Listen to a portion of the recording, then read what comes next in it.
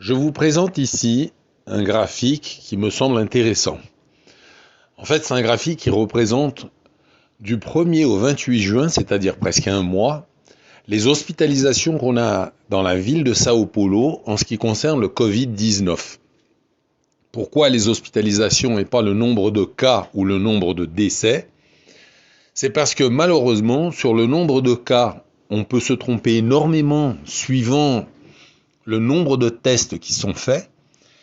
Et malheureusement, ce qui est un peu étonnant, je l'admets, mais c'est comme ça, on peut aussi se tromper même sur le nombre de décès, car il semblerait qu'il y ait des erreurs en ce qui concerne la cause des décès. Donc j'ai décidé de m'occuper à peine des hospitalisations et c'est le graphique que vous voyez ci-dessus. Alors vous avez là 4 grandes colonnes. De gauche à droite, vous avez la première colonne qui représente les hospitalisations du 1er au 28 juin dans les hôpitaux de campagne. L'hôpital de campagne Anhembi, c'est le premier à gauche. Tout de suite à sa droite, vous avez l'hôpital de campagne Pacaembu. Ensuite, vous avez le nombre d'hospitalisations dans tous les hôpitaux de la mairie de Saint-Paul, qui appartiennent à la mairie de la ville de Sao Paulo. Et vous avez ensuite, sur la droite, tout à droite, le nombre d'hospitalisations en unité de soins intensifs. Alors, qu'est-ce qu'on observe sur ce graphique sur pratiquement un mois? Du 1er au 28 juin, c'est quand même une bonne analyse. On a assez de temps pour pouvoir observer l'évolution et la tendance. Alors d'abord, sur les hôpitaux de campagne, on s'aperçoit que la réduction a été très importante.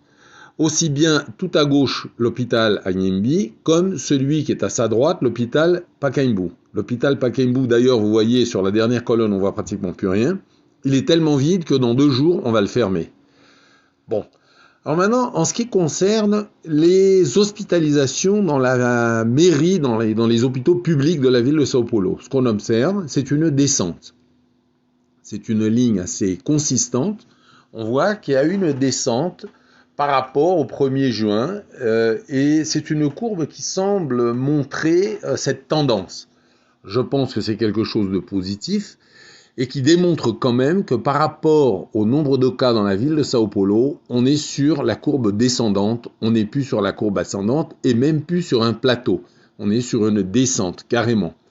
On va confirmer ça dans quelques semaines, car le Covid, c'est une maladie à longue évolution. On ne peut pas parler de descente, de montée de la courbe sans qu'on ait assez de temps qui soit passé.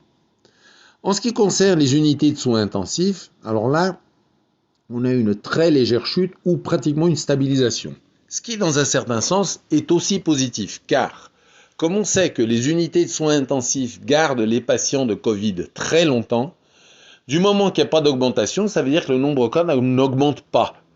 Donc, ce qu'il faut, en ce qui concerne les unités de soins intensifs, pour nous donner une idée de l'évolution des cas dans la ville de Sao Paulo, c'est observer s'il y a une augmentation des hospitalisations, une stabilisation ou au contraire une petite descente. Là, on observe une toute petite descente.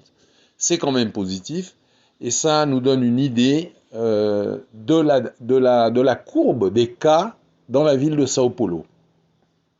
Alors un détail important, c'est qu'il va falloir qu'on observe ça sur encore quelques semaines pour confirmer cette tendance à la chute.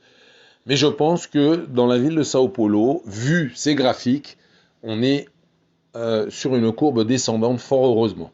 Et encore une fois, les cas hospitalisés représentent un pourcentage fixe du nombre de cas. Donc je pense qu'on est vraiment dans la bonne voie. Voilà.